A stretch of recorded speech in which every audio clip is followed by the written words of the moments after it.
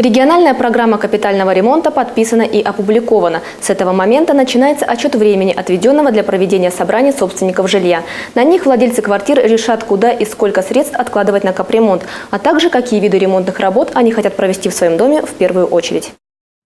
На проведение собраний отведено полгода. Начинать работу по организации общедомовых встреч нужно уже сейчас. Их инициаторами могут выступить как активные жильцы, так и председатели ТСЖ. В Фонде капитального ремонта Мурманской области поясняют, что участвовать во встрече соседей необходимо. Если квартира принадлежит какому-то конкретному владельцу, то общедомовое имущество всем жильцам. Поэтому и определять, когда здание следует ремонтировать и с чего начинать, собственники должны сообща. Те, кто не сможет принять участие в собрании самостоятельно, вправе оставить доверенность родственнику или соседу. Кроме того, на встрече собственников необходимо решить, куда будут поступать взносы на капитальный ремонт – на специальный счет ТСЖ, спецсчет у регионального оператора или в общую копилку фонда капремонта.